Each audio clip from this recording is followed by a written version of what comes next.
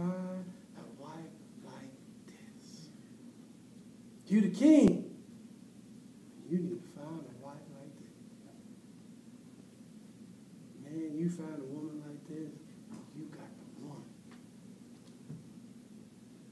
And that's what I say to the kings today. Man, make sure you find a woman like this. I'm telling you, you do, you got the one. You got the one. And that's what she promotes. That's what she brings out. That's what she's all about, is establishing that. And she has excellence. She's above all. They're virtuous, but she's virtue above virtue.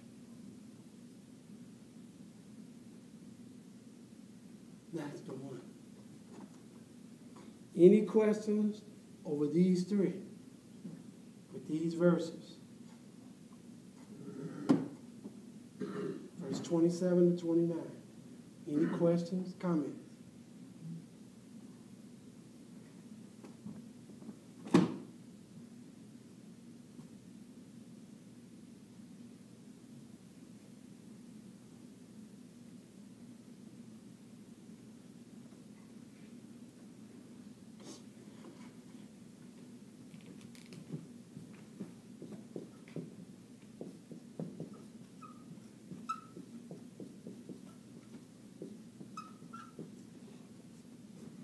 All right.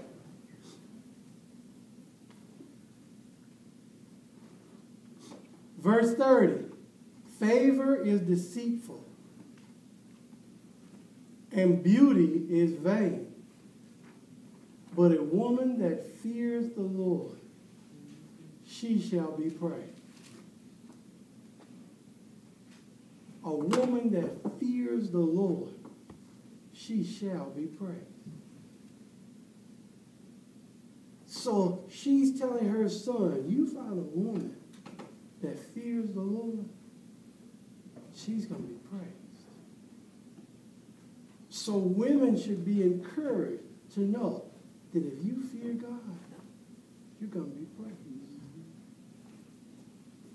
Because of your relationship with God and because of the character, the personality, the attributes that shall come out of you being a woman of God, a woman that fears God, it's going to be above everything else. So you can see what's going to happen when you have the fear of the Lord. When a woman has the fear of God, she's only going to do that which is pleasing unto God. Only that which is pleasing unto God. Because she fears God. So because she fears God, she's not going to do her husband evil. She's not going to do bad things to her children. She's not going to be terrible within the community. She's not going to be a person that's trying to steal or undercut folks or do things on the slide. No. She fears God. That means everywhere she walks, she knows the Lord is with her. Everywhere she goes, she knows the face of the Lord is right there. When you fear God, you understand God is with you always. He's always there. He'll always be with you. So you're not trying to get away with something, hide something, do something behind somebody's back. No, you know God is always there. He's always looking. He's always watching. So why would you want to do that? I fear God. Fear God. But see, we look too much to man. So we figure if man don't see me, I'm okay. But God is always looking. So I have no fear of God. I put my fear in man. So I say, as long as he doesn't see me, I don't fear him. But I understand that you're fearing the wrong person. Your fear should be of God. He sees everything. He knows everything. He knows your heart. He knows everything that's going on. So my fear should be embedded in the fact that I fear him. And that's a fear of reverence, of understanding. He's always there. Isn't that what you want? Amen? Isn't that what you always want? God everywhere you are? Amen. In everything that you're doing? Don't you want God? Is there something that you're doing you don't want God involved in? Is there something that you're involved in that you don't want God to be in the midst of? There should not be, not among saints. We should not have that attitude. Because when we get to heaven, who's going to be there all the time? That's right. So we can't do that here? I want it with me always. Because it's going to keep me away from doing things that are evil. Keep my mind away from evil thoughts, evil intentions, evil outcomes. I'm going to stay away from those things. It's not things I want to do. It's when I exclude God, that's when I mess up. That's when I think I handle things on my own. I think I can get by with stuff. I can be slick Ricky. Nobody knows what's going on. Nobody saw me but the dark. Yeah, he saw you in the dark. Because to him it was just like light. He saw it all. So you can't hide from him. This woman doesn't try. She fears God. She fears God. So that's why her husband can trust in her with all of his heart, securely. He can trust in her. Oh, I said the latter part of this give inference to the first part of this. As to why this woman is like this, why the character of this man is like this, why he could do these things, is because of what she is. This is why she is what she is. She's a virtuous woman because she fears God. She acknowledges the fact that God is wherever she is.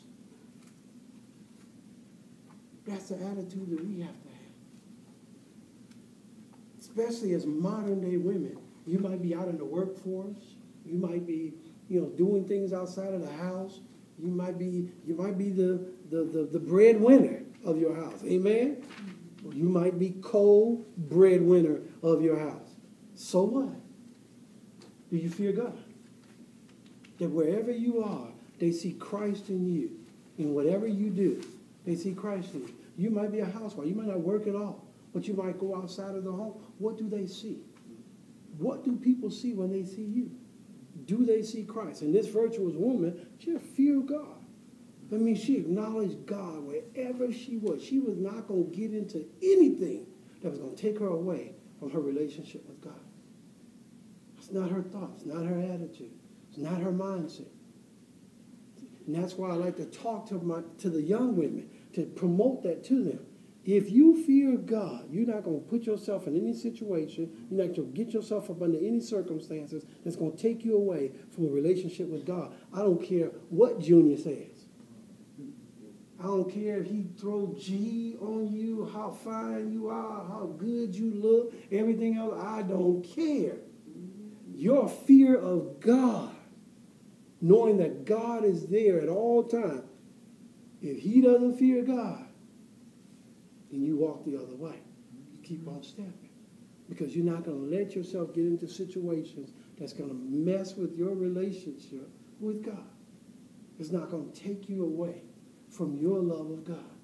Same thing with the young men. You're not going to put yourself in a situation that's going to keep you away from your love of God by giving yourself to because she looked like a Coca-Cola bottle or hourglass. Really? So that's going to take you away from your relationship with God. You have to fear God. That means acknowledging that he's wherever you are, God is there. That's what the fear of God is. Wherever I am, God is. So if he is where I am, then there's no way I want to put myself in a compromising situation unless I think somehow I can just close the door, put God out, and then I can do what I want to do, say what I want to say, and exclude him. Really? You're already including him. And I always think about what Elisha said to Gehazi when he didn't want the money and the riches and the clothing from Naaman when Naaman leprosy went away. Elijah didn't want nothing from him. Just go on back over there to Syria, do what you got to do. And Gehazi ran out to get those things.